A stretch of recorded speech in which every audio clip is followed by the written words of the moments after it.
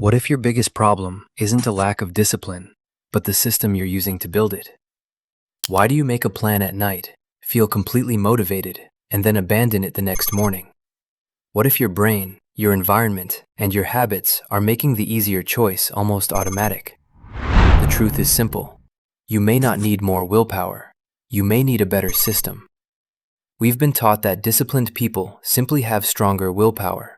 They wake up early, stay focused, ignore distractions, and do what needs to be done, even when they don't feel like it.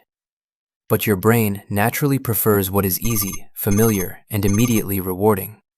That's why scrolling feels easier than studying, and staying in bed feels easier than getting started. So instead of constantly fighting yourself, you need to understand how your brain and environment influence your behavior.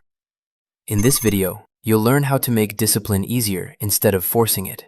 And if you want more psychology and self-mastery content like this, hit like and subscribe. Let's get into it. Part 1. Your brain prefers the easy option. Think about the last time you promised yourself you'd wake up early. The alarm rings, and suddenly your brain has a dozen reasons to stay in bed. Why?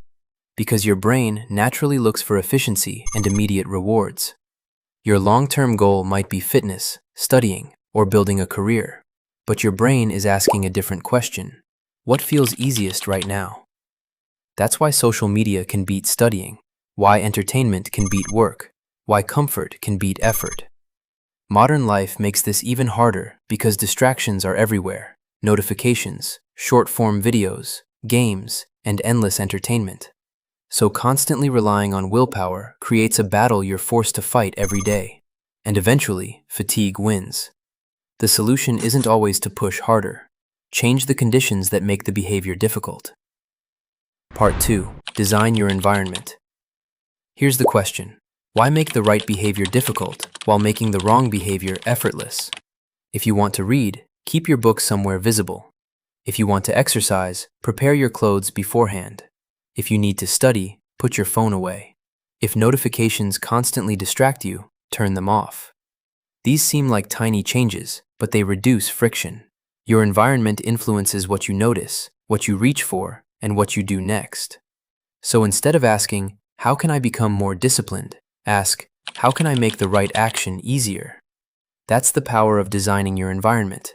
You stop depending on constant self-control and start allowing your surroundings to support your goals. Part 3. Use habit stacking. Starting a completely new habit can be difficult. So instead of building one from zero, connect it to something you already do. This is called habit stacking. You already have automatic routines. You wake up, you brush your teeth, you eat, you sit at your desk, you go to bed. Use those existing habits as triggers. After brushing your teeth, stretch for 2 minutes. After making your morning drink, write your priorities. After sitting at your desk, immediately begin your first task. The existing habit reminds you to perform the new one. And here's the important part. Start extremely small. 1 page, 2 minutes, 1 paragraph, 1 focused task. The goal isn't to impress yourself on day 1. The goal is to make the behavior easy enough to repeat tomorrow. Because consistency beats intensity when you're building a lasting habit. Part 4. Procrastination is a system problem. Most people see procrastination as proof that they're lazy. But what if it's actually a signal? Imagine you want to study. Your desk is messy, your notes aren't ready, your phone is beside you, and you've decided you're going to study for 2 hours. You sit down and immediately want to escape. The problem may not be your ambition. The system has too much friction. So simplify it. Prepare the material, clear the desk, remove distractions. Decide exactly what you're going to do. Start with a small amount of time. This connects to 4 simple principles. Make it obvious. Keep the behavior visible. Make it attractive. Give yourself a reason to look forward to it. Make it easy. Reduce the effort required to begin. Make it satisfying. Give yourself a sense of progress. When the path becomes easier, starting becomes easier too. Part 5. You don't have to love the process. Here's another myth. You don't have to enjoy every part of your routine to become consistent. You won't always feel like studying. You won't always want to exercise. You won't always feel motivated to work. That's normal. The mistake is building your entire routine around your mood. Instead, create a system that works even when motivation disappears. If you want to exercise in the morning, prepare your clothes the night before. Keep your shoes ready. Decide your workout beforehand.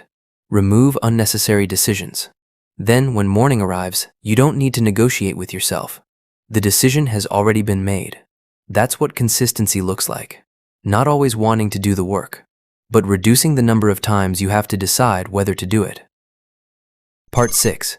Systems beat motivation. There are two ways to approach a goal. The first is motivation. You feel inspired. You create a huge plan. You work intensely for several days. Then your energy drops, and the routine disappears. The second approach is a system. You choose a specific time. You prepare your environment. You make the first step small, and you repeat the behavior until it becomes familiar. That's the difference between wanting to change and building a life that supports change. Your goal tells you where you want to go. Your system determines what you actually do every day. A complicated plan you rarely follow is less valuable than a simple plan you can repeat consistently. Don't build a routine that depends on motivation. Build one that survives its absence. Part 7. Become the person who does it. There's one final level that connects everything. Your environment matters. Your habits matter. Your systems matter. But eventually, you have to ask, who are you becoming? Every action gives you evidence about the person you are. When you keep a promise to yourself, you reinforce trust in yourself.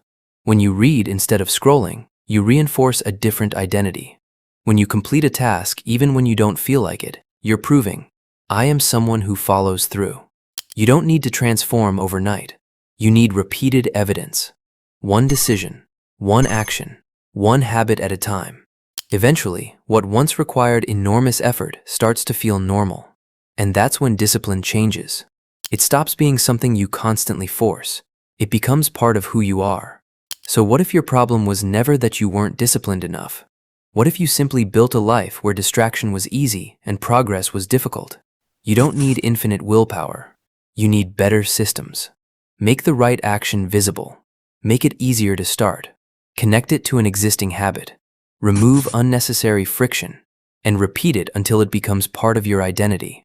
Because real discipline isn't about fighting yourself every day. It's about designing your life so the right choice becomes the easier choice. Now tell me, what's one habit you're going to redesign starting today? Drop it in the comments. And if this video changed the way you think about discipline, like the video and subscribe for more psychology and self-mastery. See you in the next one.